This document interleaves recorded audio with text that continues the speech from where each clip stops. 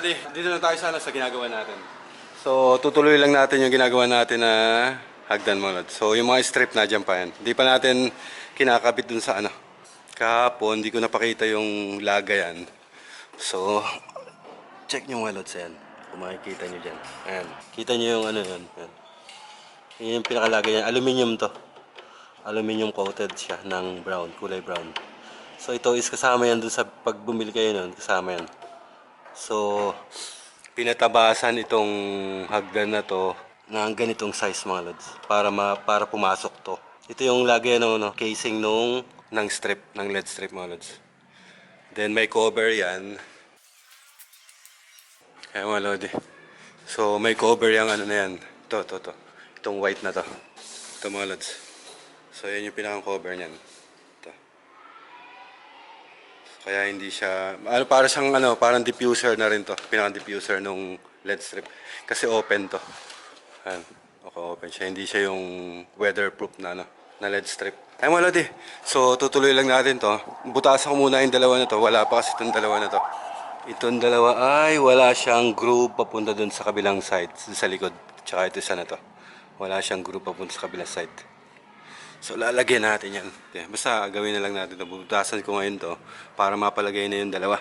Then matesting natin. Hanapin pa natin yung pinakang switch niya. Kasi nakadaan sa switch to mga lods. Yung power na nandito dati, ito may pipe na to, flexible. Ito is naka-design sa 220 volts na LED strip mga lods. So kada isang step niya, meron niyang naka-wire, nakapurma, naka-wire na ganun. Kaya naka-switch yan, 3-way switch. Isa dito sa baba, then isa dun sa taas. Kaya i-ano lang natin, bali irerekta na lang natin yung power. Kasi di sensor itong unit na to is may sensor to, automatic yung ilaw. So, siya na yung mag-o-off din, then siya na yung mag-o-on nung starlight. Kaya ang gagawin natin is i-directa na natin yung power. Hanapin pa natin doon sa pinakang switch. I-directa natin yung 3-way natin, i-directa na natin dito. Para yung power niya is continuous. Ay mga lodi, so gagawin ko muna yun, ilagay ko yun, then i-test natin. Ay mga lodi, so hihinangan na natin tong 1, 2, 3, and 4. Ito yung hindi muna natin ginawa kahapon dahil doon sa butas. So may mga pagkakataon is kailangan diskartehan nyo yung mga gagawin nyo, yung trabaho pa mga lods. Ito kasi mga lods, may groove yan sa nilagyan ng groove yan doon. Ito hindi nalagyan to, tsaka itong triangle na to. Hindi nalagyan yan ng groove pa labas. So diskartehan nyo na lang kung paano nyo bubutasin yung gagawin nyo, kung paano nyo ipapalusutin yung wire. So yun lang naman yung natin dito. Yung mga termination, yung is basic lang naman yung mga termination mga lods. May manual naman kung paano nyo gagawin yung i-terminate nyo. Ang lang is yung diskarte, paano nyo ilalagay yung gagawin nyo mga lods, yung mga devices na ilalagay nyo, kung paano nyo yun gagawin. Dun sa taas, nakita nyo, binutasan natin yung slab para dun sa wire, papunta dun sa... Ito kasi yung makita nyo yung angular na yan. Yan yung pinapatungan ng step.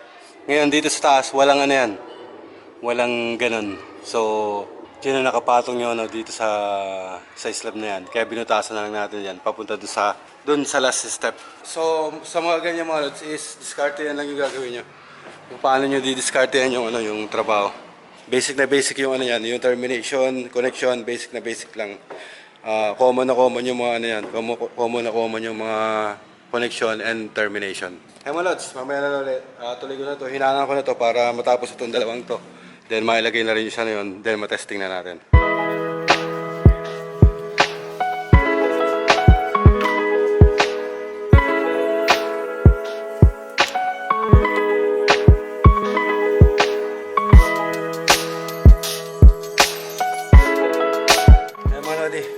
So sa paghinang, lagyan nyo na ng LED to, painitin nyo na, lagyan nyo ng LED. And lagyan nyo rin tong lugar na to. So ito, tatanggalin na lang natin to, then i-direct na natin to. So ito yung original niya na nakalagay, tatanggalin na natin to.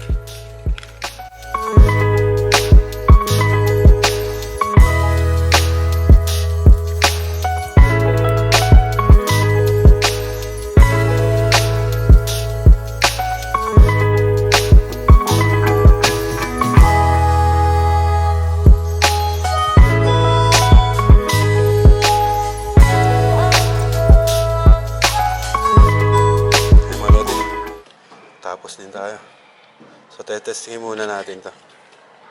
So, okay na yan. Testingin na lang natin. So, lahat nung nandito sa pinakampuno ng wire, makikita nyo is pare-pares sila. Ayan, muna. Ayan, pare-pares yan. Ayan. So, kailangan pare-pares yung ano nyo. Para hindi ano yung ano ng ilaw. Kung saan yung takbo ng ilaw. Ayan, wala di. So, testingin na natin to. Ayan, wala di. So, sa three-way, palatandaan nyo sa three-way, wala siyang marking. Makita niyo dun sa pindutan wala siyang marking. Katulad nung iba, katulad niyan, may mga marking siya ng pindutan. Ibig sabihin single way lang yung ano na yun, yung switch na yan. Naka three-way yung hagdan na yan dun sa design dati. Kaya makikita niyo tatlo yung wire, isang power. So ang power is galing sa taas yung power niyan. Sa taas ang kapara sa switch, punta natin. Off muna natin. Merenda na. Alas 10 na. Ay muna, punta natin yung switch sa taas.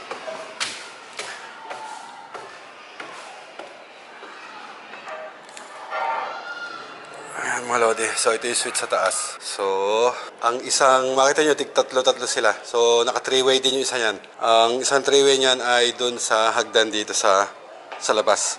So may hagdan dyan pataas, may mga ilaw dyan, makita nyo may mga ilaw dyan na yun. So yung isa yun dun sa kinokontrol ng three-way dito mga lods. So yung mga lods, kukunin natin yung kung alin yung three-way dito sa wire na to, yung para doon sa baba. Pero parang ito, kasi kulay green yung nito. Kung ang supply natin ay nadun sa switch sa baba, so ito yung sa ilaw naman to. So ito yung sa ilaw. So pwede natin i-test to. Check natin tong wire na to, papunta dito. Kasi dito yung dito mga lods. Yung wire niyan is nandito. Ito mga lods, itong wire na to. So, green ang gamit na dito na wire. So, walang available na Ay mga lods eh. So, nandito yung pinakang switch leg nung three-way mga lods. So, switch leg, yun yung load ng switch mga lods. Yun yung load ng switch. If three-way yung gamit nyo. Then, yung isang three-way is dun yung hot-in ng power mga lods. Dun sa isang three-way, dun sa baba. Ay mga lods eh. So, ito yung pinakang switch leg natin na load ng ilaw. Then yung sa baba ang hot in ng power. Ay mga lodi. So i-modify natin to para yung power ay magdirekta lang dito sa Magdirekta lang dito sa dito sa wire na to. So i-modify natin yung three-way para yung supply niya is hindi namamatay. Kasi automatic yung ilaw, nag-on and off ng pusa yung ilaw na yun. So check tayo ng power. May power na mga lodi. 244. Taas ng 244. 244 ang power.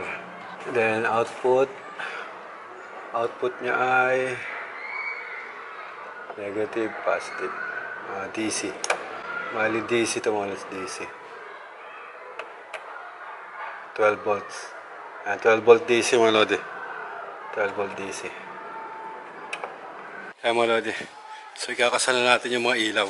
Ilagay na lang muna natin yung mga ilaw.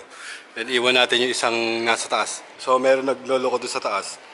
Na pag sinasaksak natin yung control is nagmamalfunction siya ng So nagpi-flicker yung mga ilaw. So baka may problema yung wire or yung ilaw na nilagay natin na yan. So ilalagay ko lang muna ito para kahit paano is meron tayo nagagawa ng progress doon sa Mahirap pag nakaganito nakakalat pa rin eh. So iano ko na lang muna, ilagay ko na lang muna doon sa lagay niya.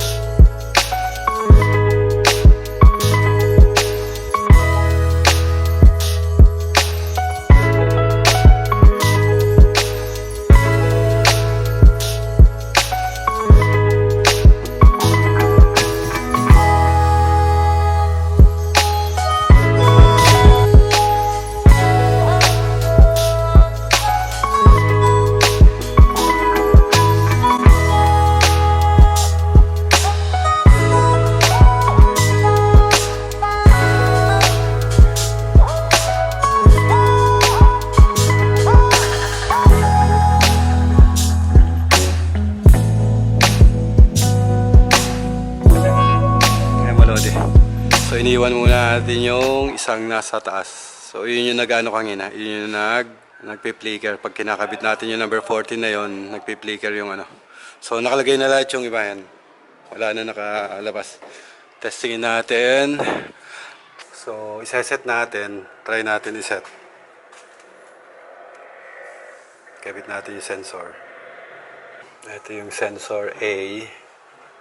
Itong may tape na to. Ito yung sensor A na may tape.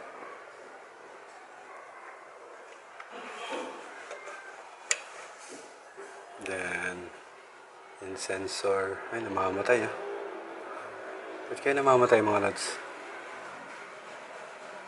So pag kinabit natin lahat, ay namamatay.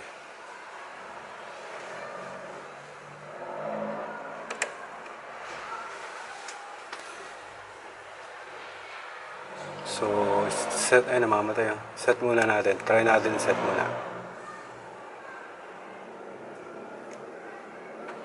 Yan, nakaset siya. 1, 2, 3, 4, 5, 6, 7, 8, 9, 10, 11, 12, 13, 14. Ayun, namatay siya ng 14 mga lods. Bakit ganun mga lodi? Bakit siya namatay ng 14?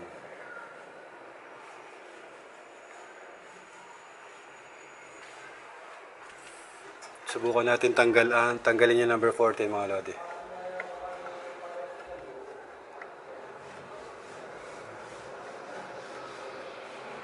Wag muna.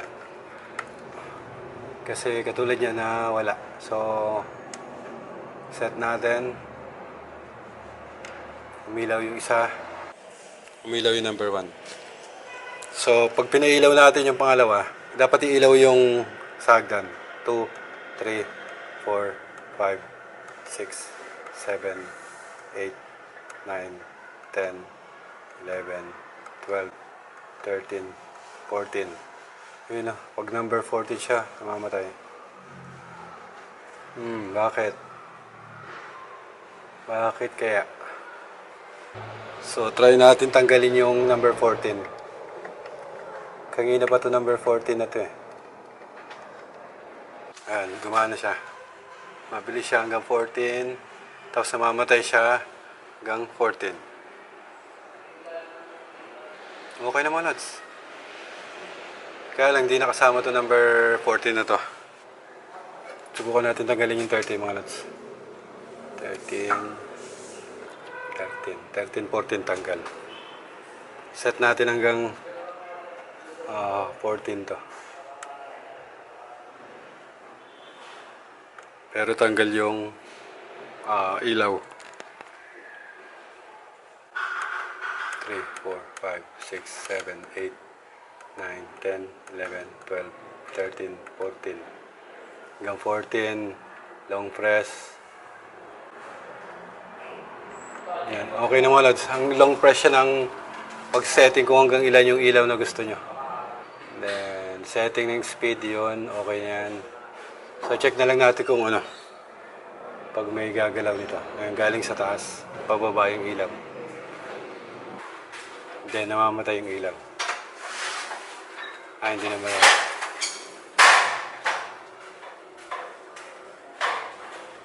So, may gumagalaw dun sa baba. Kaya, umaano. Then, sa taas. Namatay. Dapat mamamatay siya from baba. From taas pa baba.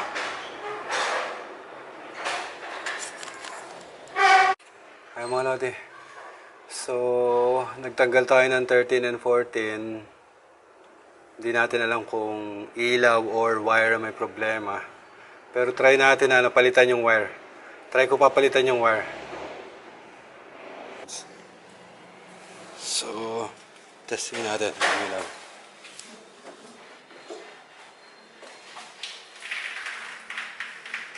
Then, mamamatay siya. Then, namatay. Yung dalawa, tinanggal natin yung dalawa na yan. Tatry natin kung anong problema ng dalawa na yan. Check natin dito galing sa taas. Pag galing sa taas,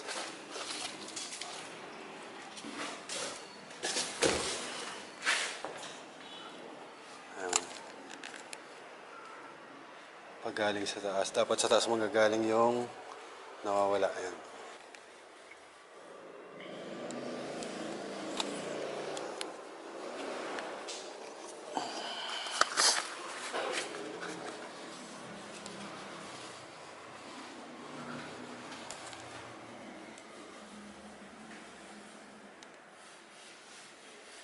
Mamamatay. Dapat mamamatay yan. Ayan.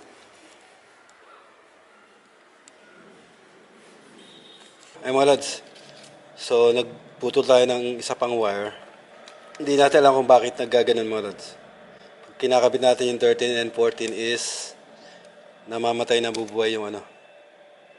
So, subukan natin palitan ng wire.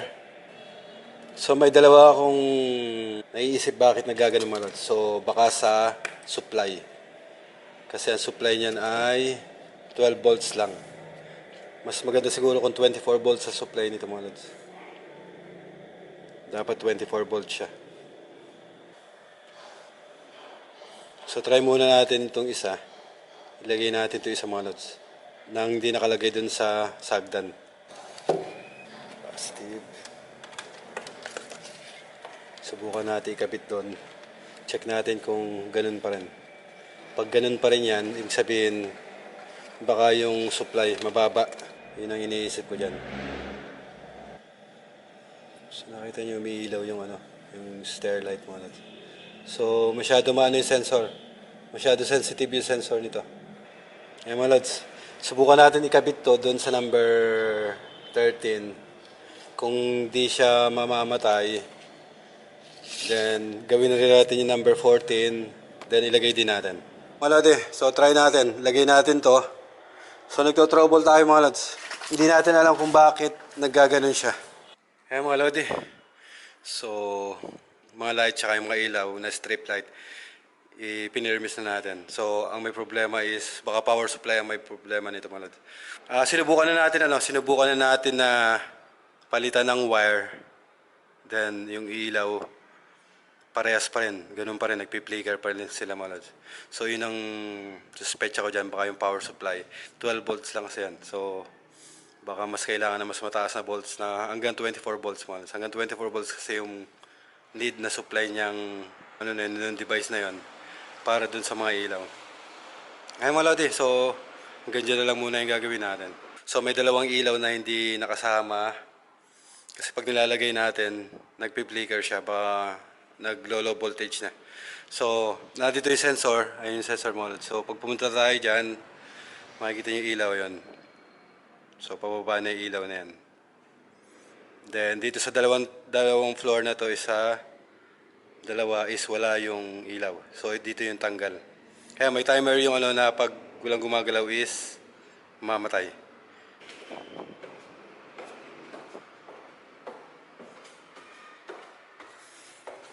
Then yung isang sensor niya is ayun.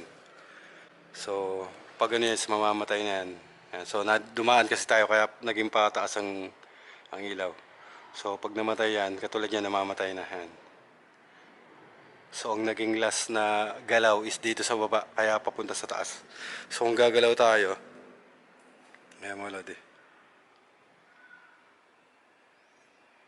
Yung dalawa wala kasi wala yun, di nakalagay yun. Kung hindi tayo gagalaw, ayan, mamamatay siya galing sa baba, papunta dun sa taas. Ayan mga lodi. So ganyan lang naman ano yan. Sequence lang ang gana nito, hindi step by step is matatansya nyo yung ano. Yung kada step is mabubuhay or mamamatay yung step. Hindi. So ito is naka-sequence lang na pag umilaw siya ng isa, dire-diretso na yun hanggang dun sa kung kailan yung ilaw. Hanggang 32 yung pwede mo ilagay na ilaw mga lods. So yun mga lodi. So yun lang yung i-video natin sa ngayon. So papacheck pa natin dun sa dun sa supplier. Papacheck pa natin supplier kasi tinest natin na gamitin nyo na dito. Nakuha natin yung 1 to 14 lang yung gumagana. Then hindi na siya umakit papunta rin sa 32. So nakuha na natin yun, na-setting natin na hanggang 14 lang. Ngayon, pag nilalagay natin yung 13, 14, ito yung 13, 14. Pag nilalagay natin 13, 14 is nagda-drop na yung voltage na mamatay-matay na siya. Hi mga lads. So, hindi ko na muna ipa-final to, baka i-check nila to. Basta nandiyan na yung yung wire niya, nandiyan na yan. Hi mga lads. So, ganyan lang yung ganyan lang yung pag-install niyan, and yung pag-troubleshoot, paano natin ito trouble. So, hindi natin alam kung tama nga yung naging findings natin dun sa naging trouble. Kasi sinubukan na rin natin iangat yung mga wires na yan dito, gamitin lahat, is wala talaga. Pag nilalagay natin yung pang 13 and pang 14 is talaga namamatay-matay siya, nagpi-flicker. Ay mga lads, yan na lang muna yung natin. So, follow up ko na lang kung ano yung magiging dun sa update kung paano ginawa nung supplier.